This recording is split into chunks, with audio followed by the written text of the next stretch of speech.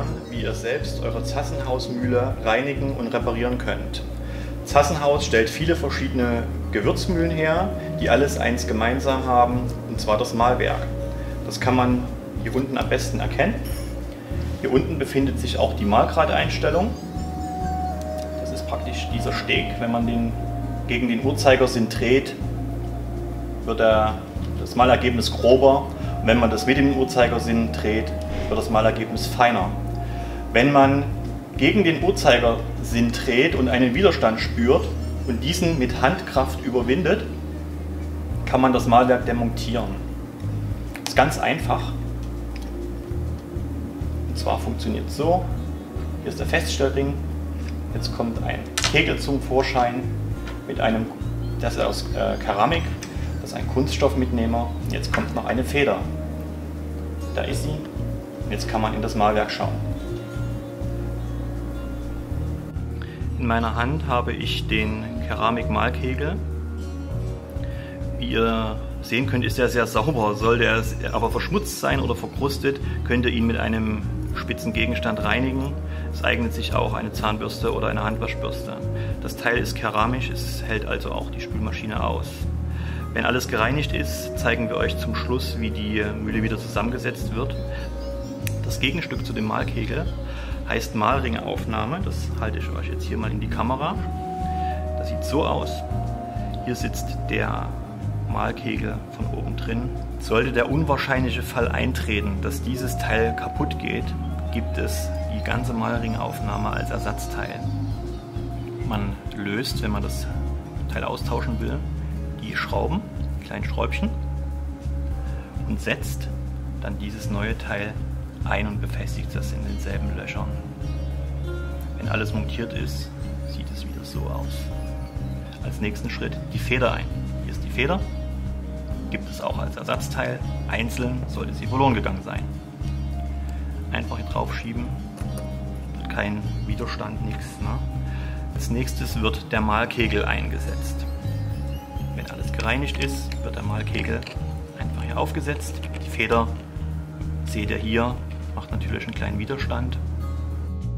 Weiter geht's mit der Montage. Der nächste Schritt ist der Mitnehmerkegel aus Kunststoff.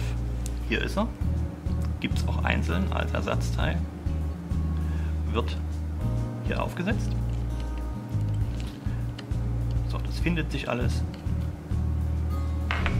Ganz zum Schluss, zum Fixieren des Mahlwerks, wird der Einstellring wieder aufgesetzt. Da ist er. Einfach das Gewinde finden, dass man das nicht schief aufdreht. So, hat schon funktioniert. Den kleinen Widerstand überwinden, den wir bei der Demontage auch gespürt haben. Bis zum Anschlag mit dem Uhrzeigersinn drehen. Jetzt ist die feinste Einstellung der Mühle erfolgt. Auf den gewünschten Mahlgrad zurückstellen. Fertig. Wie bereits erwähnt, könnt ihr zu euren Zassenhausmühlen diverse Ersatzteile bei uns im Shop beziehen. Das ist der Verstellring. Der Verstellring bestimmt die Mahlgradeinstellung und fixiert das Mahlwerk. Die Feder drückt den Mahlkegel in die Mahlringaufnahme. Das ist die hier hinten, die hier verbaut ist und die wir hier auch als Einzelteil dargestellt haben. Dieses kleine Teil hier, was ihr hier seht, ich weiß nicht, ob man sieht, wenn ich mit der Spitze drauf zeige, heißt Sicherungsring für Mahlwerk. Dieser Sicherungsring sitzt auf der Achse und aus irgendeinem Grund kann er verloren gehen oder kaputt gehen, aber man kann ihn einzeln nachkaufen. Ich hoffe, man erkennt es. Was ihr hier sehen könnt, ist der Mitnehmerkegel. Der Mitnehmerkegel ist aus Kunststoff und sitzt von der Rückseite in dem Mahlkegel und fixiert das und nimmt den Mahlkegel mit. Deshalb könnt ihr überhaupt mahlen mit der Mühle. Ne? Was ihr hier seht, ist ein Kunststoffteil, der heißt Sechskantmitnehmer und ist in den Köpfen der Mühle verbaut. Der Sechskantmitnehmer sitzt auf der zentralen Achse und bewegt euer Mahlwerk. Je nach Mühlengröße ist diese Achse kleiner oder größer. Was ihr hier seht, ist eine Hutmutter, die sich unterscheiden, je nach Design der Mühle. Außerdem könnt ihr oben sehen, dass ein P für Pfeffer oder ein S für Salz eingraviert wurde. All die verschiedenen Hutmutter-Design könnt ihr auch bei uns im Shop bestellen. Sassenhaus-Mühlen werden von oben befüllt. Wir haben schon etwas Pfeffer drin. Dann wird die Haube aufgesetzt und mit der Hutmutter wird die Haube fixiert.